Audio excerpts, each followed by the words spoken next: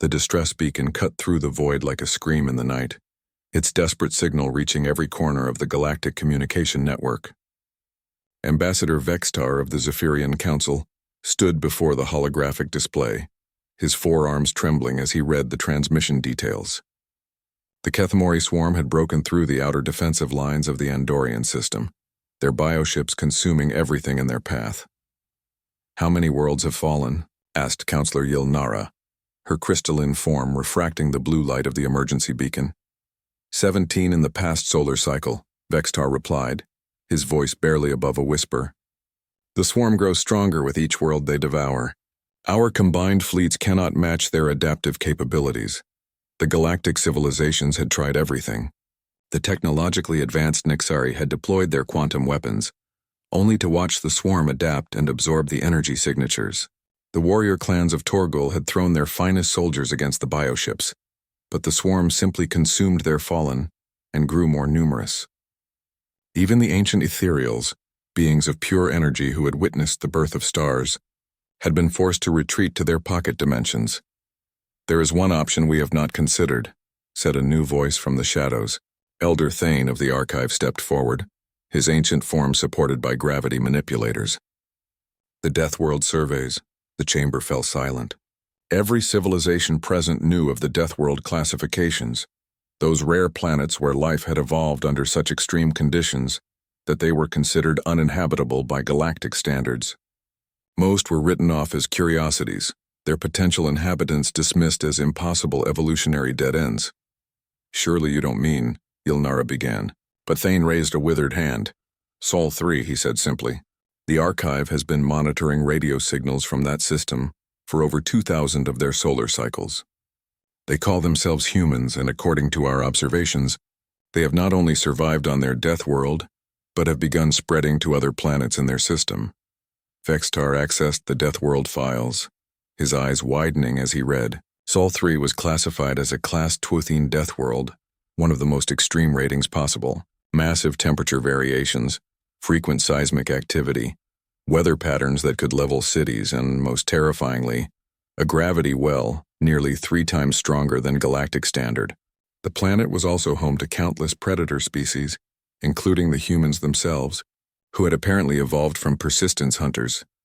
"They're primitives," scoffed General Karthok of the Torgul clans. "Their technology barely allows them to leave their gravity well. What could they possibly offer against the swarm?" Thane's ancient eyes gleamed. "They wage war against each other constantly, even in the face of planetary disasters. Their entire evolutionary history has been one of violence, adaptation, and survival against impossible odds. They have concepts in their languages that don't translate to any civilized tongue. Words like overkill and scorched earth and mutually assured destruction. You're suggesting we contact them?" Vextar asked, incredulous. "I'm suggesting we have no choice," Thane replied. "The swarm will reach the core worlds within 50 cycles. Every simulation shows the same outcome: total galactic extinction. But these humans, they might think of something we cannot, something so brutal, so unthinkable, that even we dare not conceive of it." The debate that followed lasted 3 full cycles. Some argued that contacting a pre-contact species violated every galactic treaty. Others pointed out that there would be no galaxy left to have treaties if the swarm continued its advance. Eventually, desperation won. The message was simple: broadcast on frequencies the humans used for their entertainment transmissions. It contained star charts, translations of their languages that the Archive had painstakingly compiled, and most importantly, visual records of the swarm's devastation. Entire worlds stripped bare, their biospheres consumed, their populations absorbed into the collective. The response came faster than anyone expected.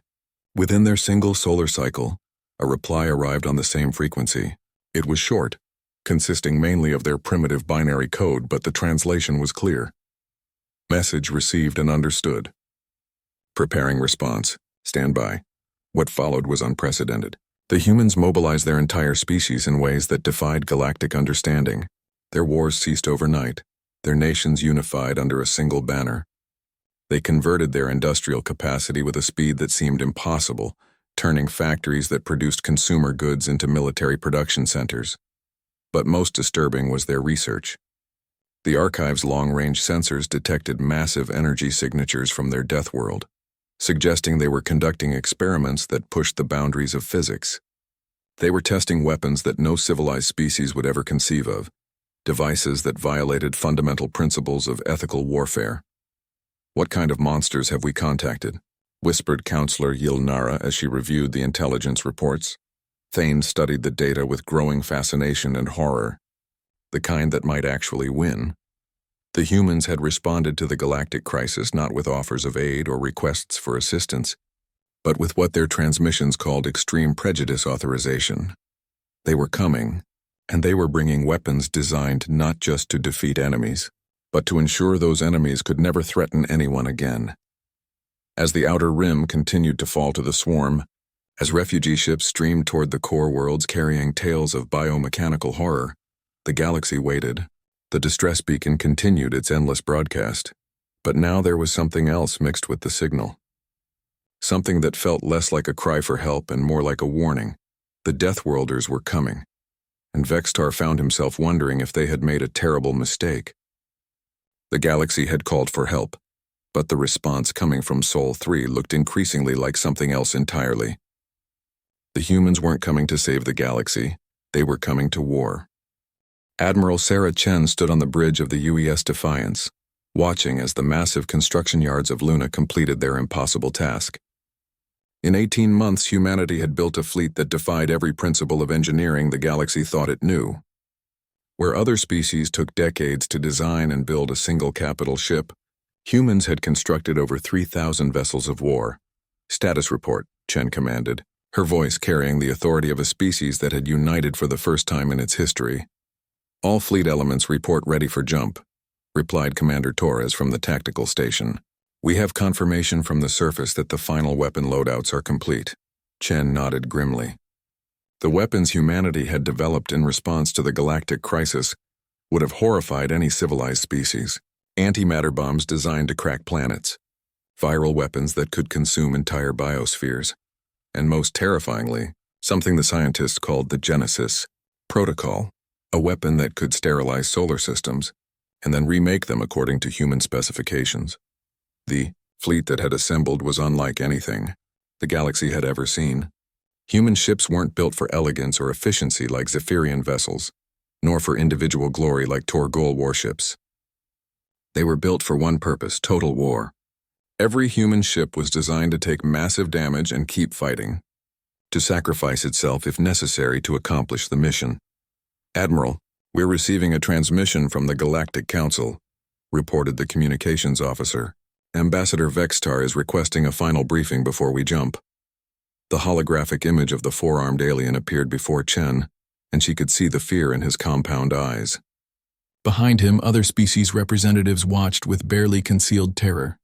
"Admiral Chen," Vextar began carefully, "we wanted to review the strategic parameters one final time.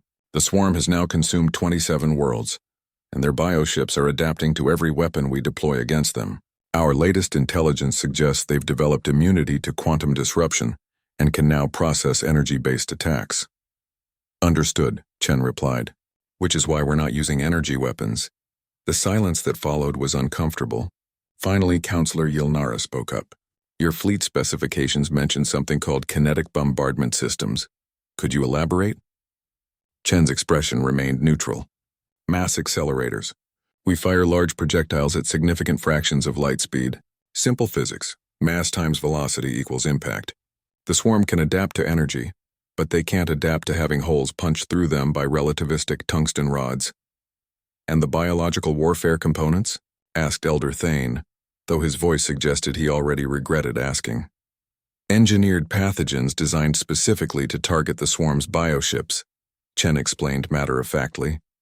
"We've analyzed the biological samples you provided and created several viral and bacterial agents that should compromise their structural integrity while preventing them from incorporating our weapons into their own systems, General." Karthok leaned forward aggressively. "You speak of biological weapons as if they were common tools. Do you not understand the ethical implications of such warfare?" Chen fixed the warrior with a steady gaze. "General, with respect, we're facing an enemy that consumes entire civilizations. Ethics are a luxury we can't afford. We're not coming to fight a civilized war. We're coming to commit genocide. The only question is whether it'll be theirs or yours." The bluntness of her statement sent shockwaves through the council chamber. These beings had spent millennia developing codes of conduct for warfare, rules about acceptable casualties and prohibited weapons.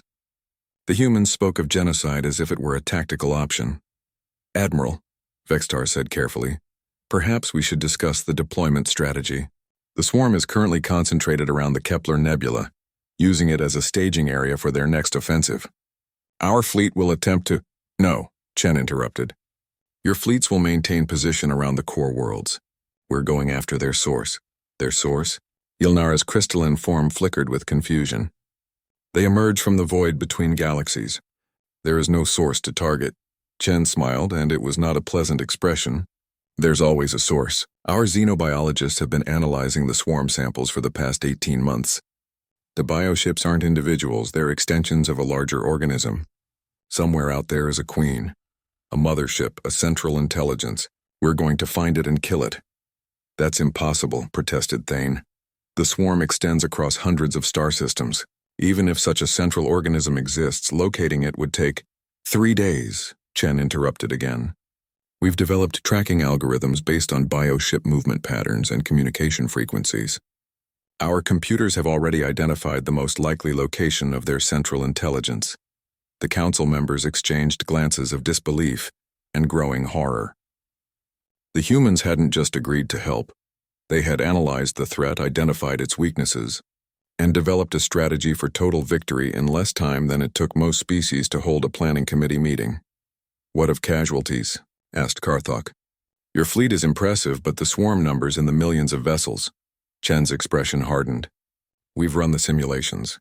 Current projections suggest 68% fleet losses in the primary assault. Acceptable parameters for mission completion." The casual way she discussed the potential death of hundreds of thousands of her own people silenced the chamber. These weren't just warriors, they were an entire species that had decided extinction was preferable to defeat. "Admiral," Vextar said slowly, "we want to be clear about something. The galaxy will be forever in humanity's debt if you succeed. We will ensure that your species is welcomed into the galactic community with full honors and privileges." Chen's laugh was short and bitter. "Ambassador, you still don't understand. We're not doing this to join your community. We're doing this because the alternative is unacceptable. When this is over, when the swarm is extinct and the galaxy is safe, humanity will go back to Sol 3. We'll remember what we learned out here and we'll prepare for the next threat. Because there's always a next threat." The transmission ended, leaving the council chamber in stunned silence. Finally, Thane spoke what they were all thinking. "What have we unleashed?" Meanwhile, on the bridge of the Defiance, Chen turned to her crew. "All stations report ready for jump?" "Aye, Admiral." "The fleet is ready. Then let's go to war. Signal all ships, jump in 3, 2, 1 mark." The human fleet vanished into hyperspace, leaving behind a galaxy that was beginning to realize they had called for help from the wrong species. They had asked for salvation and received damnation instead. The only question now was whether the swarm would survive long enough to regret encountering humanity. The Kepler Nebula had been transformed into a nightmare of organic architecture. Massive bioships the size of moons drifted through the stellar nursery, their surfaces pulsing with bioluminescent veins. Smaller craft, no larger than cities, moved between them like antibodies in a bloodstream. The swarm had been busy, converting the nebula's raw materials into more of themselves. Captain Marcus Reed watched the tactical display aboard the UES Retribution, humanity's newest and deadliest heavy cruiser. Around him, his bridge crew worked with the calm efficiency of a species born to war. There was no chatter, no nervous energy, just the quiet professionalism of predators who had found their prey. "Contact," announced Lieutenant Davies from the sensor station. "Swarm bioship, designation Alpha 7. Range 400,000 kilometers and closing. Size and composition?" Reed asked. "Approximately 12 kilometers in length, biological armor plating, multiple weapon ports. It's adapting as we speak. Surface modifications suggest it's trying to configure defenses against our energy signatures." Reed smiled coldly. "That's the beautiful thing about kinetic weapons, Davies. Physics doesn't care about adaptation. Gunnery load penetrator rounds. Full spread." The Retribution's main guns were monstrous affairs, magnetic accelerators that could propel tungsten rods at 10% of light speed. When the aliens had seen the specifications, they had asked why humans needed such excessive firepower. The answer was becoming clear. Guns loaded and tracking, reported Gunnery Sergeant Walsh. Target locked. Fire. The tungsten penetrators crossed the distance in seconds, striking the bioship with the force of nuclear weapons. But instead of exploding, they punched through the organic armor like needles through flesh, creating perfectly cylindrical holes that exposed the creature's internal structure to the vacuum of space. The bioship's response was immediate and horrifying. Organic matter began flowing toward the breach points, attempting to seal the wounds. But the humans had anticipated this. The penetrator rounds had been hollow, filled with a cocktail of acids, toxins, and engineered bacteria designed specifically to prevent biological healing. Target is hemorrhaging atmosphere and biological fluid, Davies reported with satisfaction. Internal structure is collapsing. Wait, I'm reading massive energy buildup. It's trying to self-destruct. All power to forward shields, Reed commanded. Emergency acceleration, get us clear. The bioship's death was violent and bright, its self-destruction creating a brief new star in the nebula. But the explosion revealed something else. Dozens more bioships emerging from deeper within the stellar clouds. Alerted by their dying cousin's screams. Well, now they know we're here, muttered Walsh. Reed studied the tactical display as red dots multiplied across the screen. 36 bioships were converging on their position, with more appearing every second. By any civilized standard, it was time to retreat. The Retribution was alone, outnumbered 30-1, facing enemies that could adapt to any conventional weapon. Helm, take us deeper into the nebula, Reed ordered. Sir? The helmsman asked, confused. That's directly toward the enemy concentration. Exactly. Davies, start broadcasting the Genesis beacon on all frequencies. The bridge crew exchanged glances. The Genesis protocol was theoretical, untested except in computer simulations. It was also completely insane.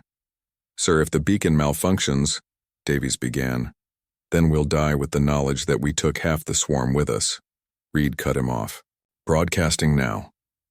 The beacon signal spread through the nebula at light speed, a complex quantum frequency that carried within it the compressed genetic code of Earth's biosphere. Every Earth organism, from bacteria to blue whales, represented as pure information and transmitted into the heart of enemy territory. The swarm's response was immediate. The bioships stopped their advance, their surfaces rippling with confusion as they tried to process the incoming data. They had never encountered anything like it. A planet's entire evolutionary history compressed into a weapon. They're trying to analyze it, Davies reported. The bioships are drawing energy from the nebula to process the information. Perfect, Reed said grimly. Walsh, deploy the quantum mines. Full spread around the beacon source. The mines were another human innovation that had horrified the galactic community. Quantum explosives that could tear holes in spacetime itself, creating localized gravitational anomalies. The aliens had asked why humans would build weapons that could potentially damage the fabric of reality. The answer was simple: because they could. As the swarm bioships drew closer to the beacon, trying to understand the flood of genetic information, they triggered the mines. Space-time twisted and folded, creating gravity wells that pulled the organic vessels apart at the molecular level. But that was just the beginning. The Genesis protocol wasn't just an information weapon, it was a Trojan horse. Hidden within the genetic codes were engineered viruses, synthetic organisms designed to infiltrate and subvert biological systems. As the swarm processed the information, they unknowingly incorporated the hostile code into their own systems. Multiple bioship failures, Davies announced with growing excitement. Their internal structures are breaking down. They're losing cohesion across the entire formation. But Reed wasn't watching the tactical display anymore. He was studying the long-range sensors, tracking the beacon's signal as it propagated through the nebula. The Genesis protocol was designed to follow bioelectric pathways, spreading from ship to ship through the swarm's natural communication networks. Sir, Davies said quietly, the signal is spreading faster than projected. It's not just affecting the local bioships, it's propagating through the entire swarm network. Reed felt a chill of understanding. The swarm wasn't just a fleet, it was a single organism spread across hundreds of star systems, and humanity had just infected it with a virus designed to rewrite its genetic code. Get me Admiral Chen, Reed commanded. Priority 1 transmission. The Admiral's face appeared on the main screen, her expression grim as battle reports from across the fleet scrolled past in the background. Report, Captain. Admiral, the Genesis protocol is working beyond specifications. The virus is propagating through the entire swarm network. Based on current spread rates, we're looking at total biological collapse within 72 hours. Chen's expression didn't change, but Reed could see the calculations running behind her eyes. Casualties. Unknown, ma'am. The protocol wasn't designed to distinguish between swarm bioships and infected worlds. Any planet with swarm presence may experience complete ecosystem collapse. There was a long silence. Finally, Chen spoke. Acceptable losses, Captain. The alternative is galactic extinction. Continue the mission. As the transmission ended, Reed looked around his bridge. His crew was professional, focused, doing their jobs with quiet efficiency. But he could see the question in their eyes, the same question that was haunting him. They had come to save the galaxy. But what they were unleashing might destroy it just as thoroughly as the swarm would have. The Genesis protocol wasn't just killing the enemy. It was rewriting the biological foundation of every world it touched. Humanity had been asked to help.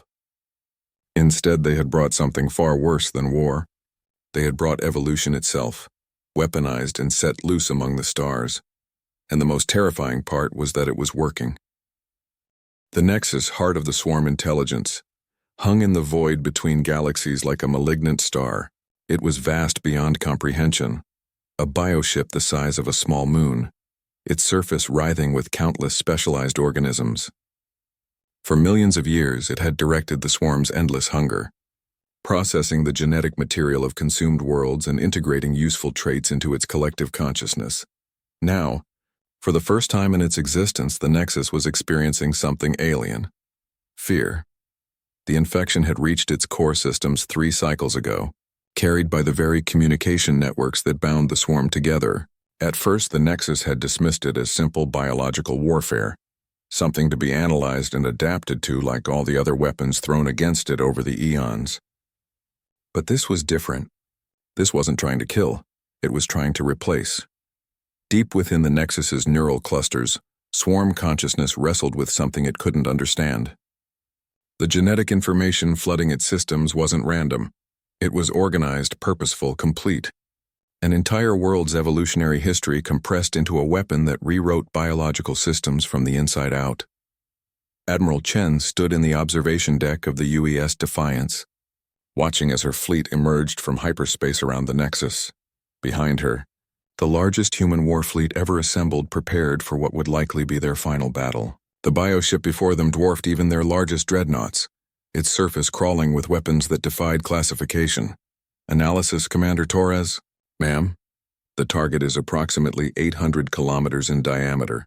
Our sensors are having difficulty penetrating its organic armor, but we're reading massive energy signatures throughout its structure. It's also broadcasting on thousands of different frequencies simultaneously. Chen nodded. The Nexus was the swarm's central intelligence, the queen that controlled billions of bioships across the galaxy. Destroying it would cripple the swarm permanently, but getting close enough to deliver a killing blow would require sacrifices that even humanity's militaristic nature found sobering. What's the status of the Genesis infection? Spreading throughout the target systems, but slowly. The Nexus has better biological defenses than the smaller bioships. Current estimates suggest another 18 hours before total system compromise. We don't have 18 hours, Chen replied grimly. Long-range sensors show swarm reinforcements jumping in from 3 different vectors. They're prioritizing the Nexus's survival above everything else. As if summoned by her words, space around the human fleet began to shimmer as swarm bioships emerged from their hyperspace equivalents. Dozens, then hundreds of organic vessels materialized, their forms immediately beginning to adapt to the human weapon signatures they had encountered in previous battles. Swarm vessels are taking defensive positions around the Nexus, Torres reported. They're forming multiple perimeter lines, also detecting massive energy buildup from the central target. I think it's preparing some kind of weapon system we haven't seen before. Chen studied the tactical display with the cold calculation that had made humanity the galaxy's newest nightmare. The swarm had learned from their encounters with human forces. They were no longer engaging individually or in small groups. This was a coordinated defense by the entire collective, using every adaptation they had developed against human weapons. Signal the fleet, Chen ordered. Execute Armageddon Protocol. The Armageddon Protocol was humanity's ultimate expression of their species' fundamental nature. When faced with extinction, they didn't surrender or negotiate. They escalated. Every human ship in the fleet began broadcasting the same signal, a complete readout of their weapon systems, tactical capabilities, and defensive measures. They were telling the swarm exactly what they were capable of, but that wasn't the real message. The real message was in what they weren't broadcasting: the modifications each ship had made to their standard loadouts, the experimental weapons that existed in only single copies, the backup plans that no sane species would ever contemplate. The swarm took the bait, their bioships rapidly adapting to counter the threats they could identify, organic armor reconfigured to deflect kinetic rounds. Energy absorption systems evolved to handle human plasma weapons. Defensive screens developed to stop the spread of biological warfare agents. Adaptation cycle complete, Torres reported. The swarm bioships have configured themselves to counter our standard weapon loadouts. Excellent, Chen replied with a predatory smile. All ships execute Plan Omega. What followed would have horrified every civilized species in the galaxy. The human fleet didn't engage the swarm's adapted defenses. They ignored them entirely. Instead, they did something so fundamentally ruthless that even the swarm's collective intelligence required precious seconds to process. They began ramming the bioships, not with their entire vessels. That would have been wasteful. Instead, the human ships launched specially configured pods at maximum acceleration, each one packed with antimatter explosives and programmed to detonate after penetrating the target's hull. The swarm's adapted armor, designed to deflect or absorb energy, was useless against simple kinetic impact followed by matter-antimatter annihilation. Multiple bioship kills, Torres announced as explosions blossomed across the swarm formation. They're trying to adapt to the new attack pattern, but they can't adapt to physics, Chen finished. Continue the bombardment. All ships converge on the Nexus. The Nexus responded with weapons that bent the laws of nature, gravity beams that crushed human ships like insects, biological weapons that converted matter directly into more bioships, energy weapons that didn't just destroy targets but consumed their quantum signatures, erasing them from reality itself. The human fleet died by the hundreds. Entire squadrons vanished in minutes, their crews vaporized by weapons that shouldn't have been possible. But with each loss, the survivors pushed closer to their target, because that was what humans did. They paid prices that no other species would consider acceptable. "Admiral," called Commander Torres, his voice strained as another wing of destroyers disappeared from the tactical display. "We're down to 60% fleet strength. Recommend we consider withdrawal and—" "Negative," Chen cut him off. "Signal the Prometheus." The Prometheus was humanity's ultimate backup plan, a single vessel that had been constructed in absolute secrecy in the outer solar system. Not a warship in any conventional sense, but something far more dangerous. A planet killer designed around a single, catastrophic weapon, ma'am, Torres said quietly. The Prometheus carries a stellar detonation device. If we use it here— "I know what it carries, Commander," Chen replied coldly. "And I know what happens if we don't stop the Nexus. Signal Captain Morrison. Tell him he is authorized to deploy the Star Killer." The silence on the bridge was profound. They all understood what was happening. Humanity had come to save the galaxy, but they were willing to blow up solar systems to do it. The Nexus, for all its alien intelligence, had made a crucial miscalculation. It had assumed that humans would prioritize their own survival like any rational species. It had forgotten that humans were Deathworlders. And Deathworlders didn't retreat. They escalated until something broke. The question was whether it would be the swarm or the galaxy itself.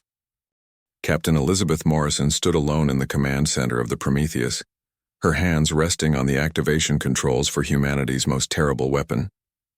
Around her, the automated systems hummed with quiet efficiency, maintaining the ship's systems as it drifted through the battle zone like a ghost among titans.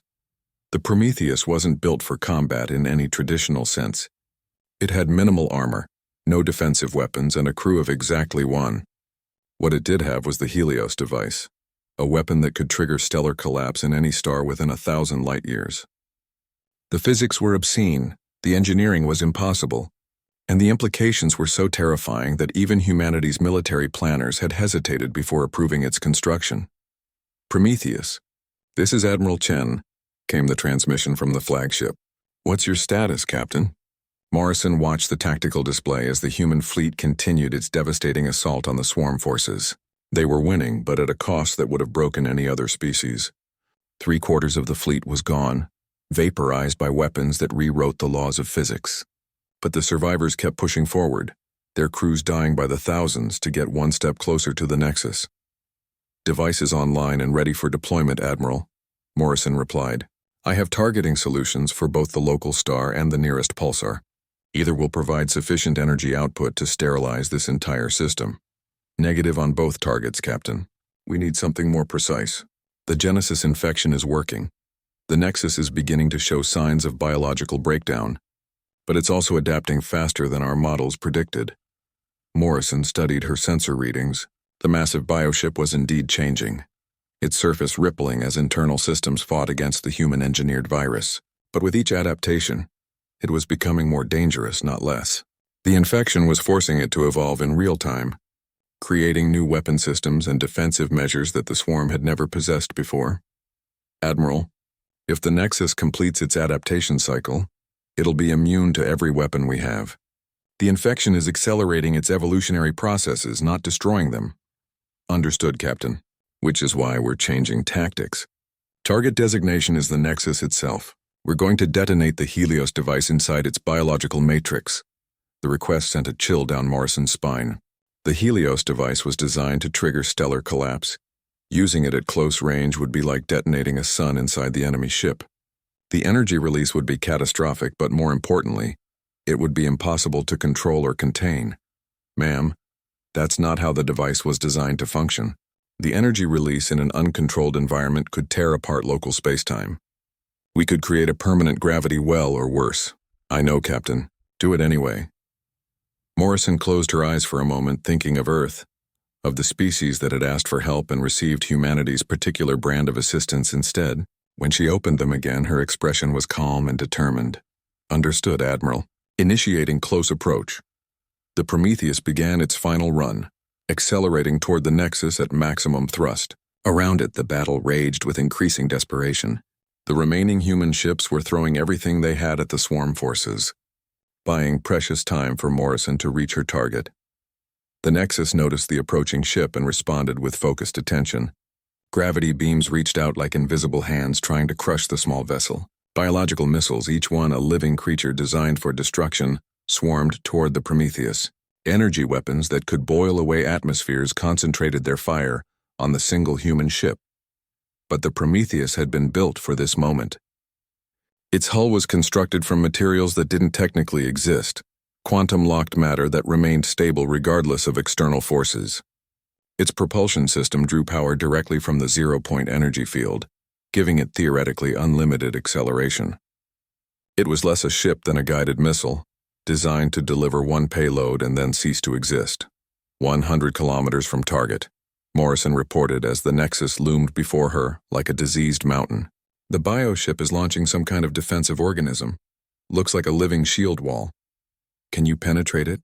Morrison watched as thousands of small bioships detached from the Nexus's surface, forming a protective barrier between her and the target. Each one was the size of a city block, their surfaces already adapting to human weapon signatures. Negative on conventional approach. Initiating emergency protocols. The emergency protocols were another example of humanity's approach to impossible problems. If you couldn't go around an obstacle, you went through it. If you couldn't go through it, you became the obstacle. Morrison activated the Prometheus's self-destruct sequence, but not in any way the designers had intended. Instead of explosive destruction, the ship began converting its own mass directly into energy, following Einstein's equation with ruthless efficiency.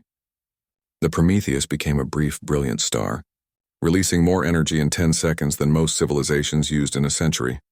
The bioship barrier simply ceased to exist, vaporized by temperatures that exceeded the surface of most suns. But Morrison and her ship were already through the gap. riding the shockwave of their own destruction toward the Nexus. 50 kilometers from target, she reported, her voice calm despite the fact that her ship was literally burning away around her. Deploying Helios device. The device separated from the dying Prometheus, its quantum-locked casing protecting the stellar collapse mechanism from the energies that were consuming everything else. It was beautiful in its simplicity, a sphere of impossible matter containing the compressed heart of a dying star, held in stasis until the moment of activation. The Nexus realized what was happening and unleashed everything it had.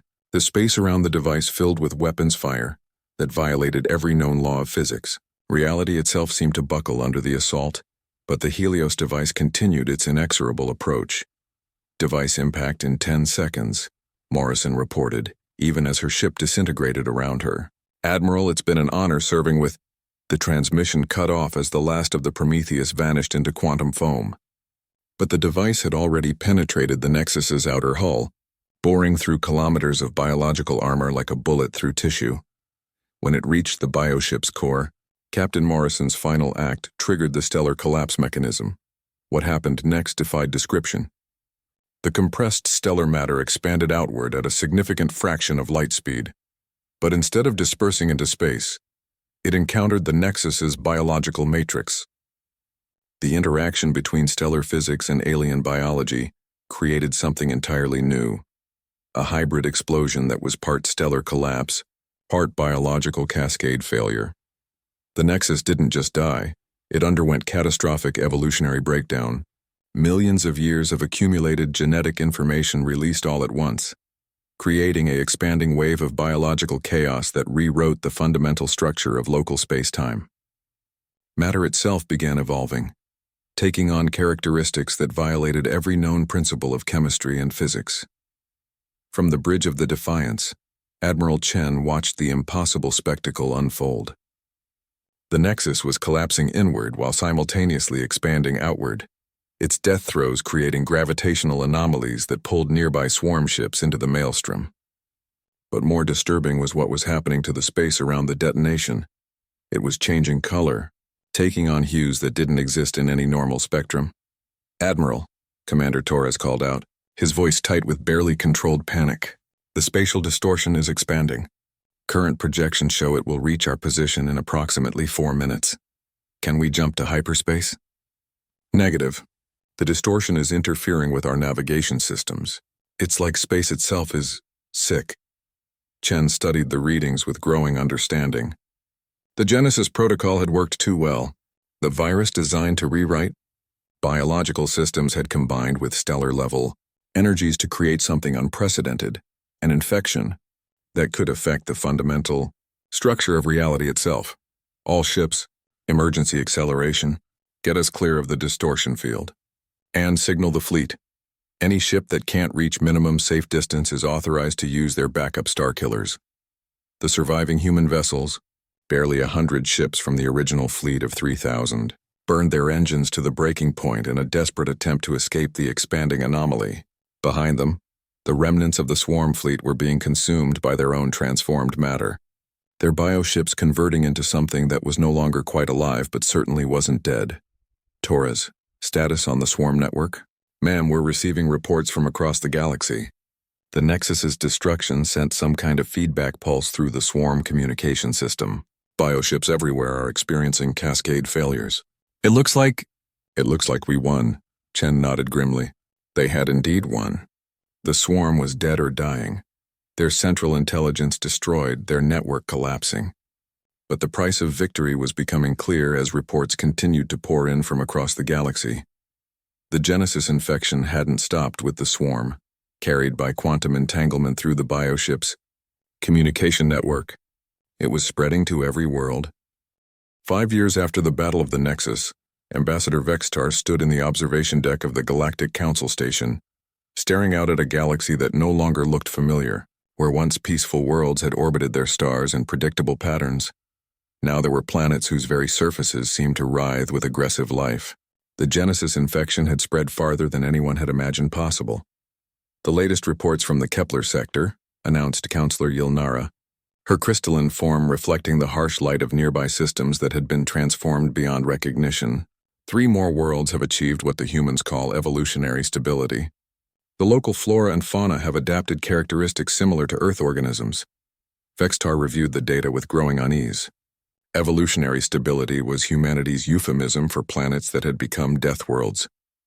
The transformed worlds weren't just hostile to their original inhabitants. They were actively trying to kill anything that wasn't adapted to their new, aggressive ecosystems. "How many refugees are we processing this cycle?" he asked. "Approximately 40 million across all sectors," replied Elder Thane, his ancient form now supported by more sophisticated life support systems.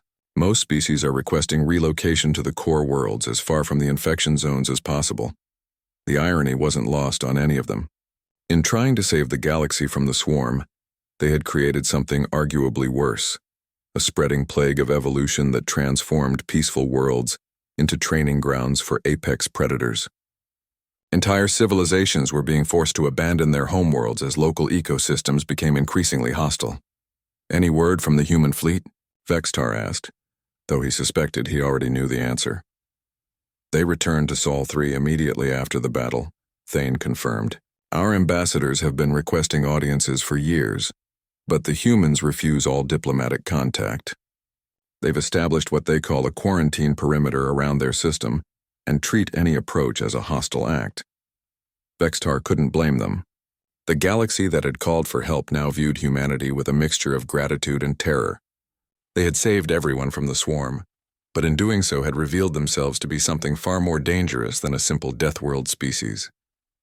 They were evolutionary warfare incarnate, capable of rewriting the biological foundation of entire star systems.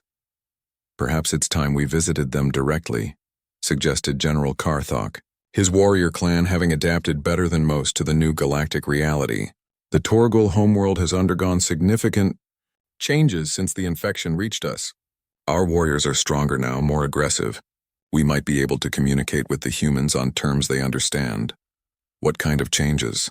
Yilnara asked, though her tone suggested she wasn't sure she wanted to know. Karthok's expression was grim. "Our birth rate has tripled. Our young reach combat readiness in half the time they used to, and our territorial instincts have become pronounced. Last month, we had to establish orbital habitats because the different clans could no longer coexist on the same planet without constant warfare. It was the same story across the galaxy. Species that had been peaceful for millennia were developing aggressive tendencies. Herbivores were evolving omnivorous and carnivorous capabilities. Even the ancient ethereals had reported disturbing changes to their energy-based physiology, developing what they described as competitive manifestation protocols. "The humans warned us," Thane said quietly. "Admiral Chen told us they weren't coming to join our community.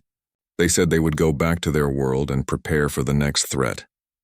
I don't think they expected that next threat to be us." Vextar studied the star charts, noting the patterns of infection spread and the areas where human-influenced evolution had taken the strongest hold. It painted a picture of a galaxy slowly but inevitably transforming into something that resembled humanity's vision of survival. Aggressive, competitive, and absolutely ruthless.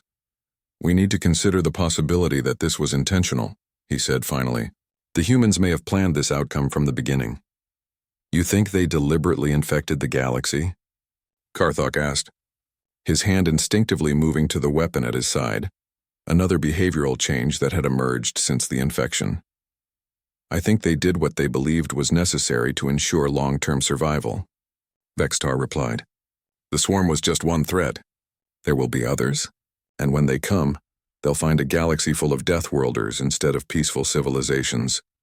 The implications of that statement silenced the chamber. They were no longer the same species that had called for help 5 years ago. The galaxy itself was becoming something new, something harder and more dangerous, and at the center of it all, on a quarantined death world in the Sol system, the architects of this transformation waited and watched. "Perhaps," Yilnara said slowly, "we should thank them." The others turned to stare at her in surprise. "Consider the alternative," she continued. "The swarm would have consumed everything, every world, every species, every trace of our civilizations. Instead, we're still here. Changed, yes, but alive. And when the next threat emerges from the void, because there will be a next threat, We'll be ready for it in ways we never were before. Vextar looked out at the transformed galaxy, where predator worlds orbited aggressive stars and former prey species had developed claws and fangs. It was beautiful in its own terrible way, like watching evolution itself become weaponized. Signal the diplomatic corps, he ordered finally. Prepare a formal message to the human government. We're going to do something that no civilized species has ever done before. What's that? Thane asked. We're going to thank them for committing genocide against our peaceful way of life, Vextar replied. And then we're going to ask them to teach us how to become better at it. In the Sol system, Admiral Chen received the message while standing in the command center of Luna Base, humanity's newest military installation. Around her, tactical displays showed the expanding infection zones and the rate of transformation across the galaxy. The projections were clear. Within 50 years, every major system would be populated by species that shared humanity's fundamental survival characteristics. She read the Galactic Council's message twice before setting it aside. They were learning, slowly but surely, what it meant to be survivors. The galaxy had called for help, and humanity had given them the only help that mattered in an hostile universe. They had taught them how to become predators. Chen turned to her aide, a young officer who had been born after the Swarm War. Send a reply to the Council. Tell them we'll consider their request. But first they need to prove they're serious about learning. How should they do that, Admiral? Chen smiled, the expression carrying the weight of a species that had turned evolution itself into a weapon. Tell them to find the next threat. There's always a next threat, and when they do, we'll teach them how Deathworlders handle problems that can't be negotiated with. Outside the command center, Earth continued its slow rotation, a death world among death worlds in a galaxy that was finally learning what it meant to survive. The transformation was complete. Humanity had answered the call for help by teaching the galaxy how to help itself. And in the deep void between galaxies, ancient things that fed on civilizations began to take notice of a galaxy that no longer looked like easy prey.